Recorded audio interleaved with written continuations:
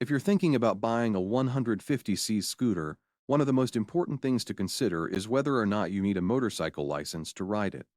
In this video, we'll answer that question and tell you everything you need to know about licensing requirements for scooters in the US. Keep reading to learn more. After doing some digging, we made some findings. We found that yes, you do need a motorcycle license for a 150cc scooter, but not just that, but also a driver's license for driving a scooter. Being that they both fall under the same category and share some similarities, we can make this comparison. The difference between a scooter and a motorcycle is in the engine size and where you sit on the vehicle. With a smaller engine, seating positions are different for each type of vehicle. A scooter's seating position is similar to sitting down, while a motorcycle's seating position is similar to sitting up. What is a motorcycle license? Before delving into the requirements to ride a 150cc scooter, let's first discuss what a motorcycle license is. This type of license allows you to operate any two-wheeled vehicle with an engine size over 50cc. We'll now move on to what is required for licensing. What are the requirements to get one in your state? In many states, there are some requirements you need to have or rules you need to abide by if you're going to be driving a motorcycle scooter with an engine of 150cc or less. Some of them include: make use of a Class L or M driver's license, wear safety glasses or a transparent windshield to protect your eyes, install a taillight that can be seen from a distance of 100 to 600 feet, install a 500-foot distance visible headlight, keep at least the bare minimum of liability insurance. Obtain a registration for the scooter. Number 1. Make use of a Class L or M driver's license. In order to drive your 150cc scooter in public, you'll need to make use of a Class L or M driver's license. If you're 18 years of age, the restrictions will be lifted and you'll be able to drive it without adult supervision. Number 2. Wear safety glasses or a transparent windshield to protect your eyes. You'll need to keep your eyes safe with either safety glasses or a transparent windshield if you want to operate your 150cc scooter. This is so that the debris and dirt you encounter on the road won't get in your eyes. Number 3. Install a taillight that can be seen from a distance of 100 to 600 feet.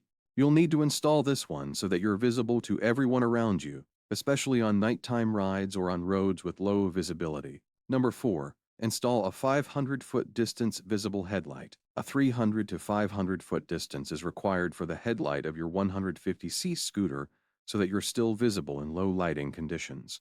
During the nighttime, this will come in handy when walking around pedestrians and other vehicles aren't able to see you until it's too late. Number 5. Keep at least the bare minimum of liability insurance. To comply with most states' laws, your 150cc scooter must have a registration and proof of coverage for any potential damages that may come to others due to an accident. This will protect you from possible lawsuits in case anything happens while you're driving it on public roads. Number 6. Obtain a registration for the scooter. Your 150cc scooter must have a registration in order to be driven on public roads. A lot of states will also require you to pay property taxes wherever it's being stored, so even if you're not using it, you'll want to keep track of its current location. What are the benefits of having a motorcycle license? 1. You get to ride legally. This, according to me, is the most important of all. Having a motorcycle license allows you to ride lawfully on public roads. This will ensure that at the end of each day, you'll have no problem with law enforcement agencies, which can be very annoying if not dealt with properly. 2. You get to ride safely. This is because you're following some rules and regulations set by the state. In most states, people with a motorcycle license are required to abide by these laws in order for them to legally drive their 150cc scooter on public roads. 3. Gives you a break on insurance rates. Insurance companies tend to determine insurance coverage rates based on the size, weight of your scooter, and whether or not you have a license for riding it.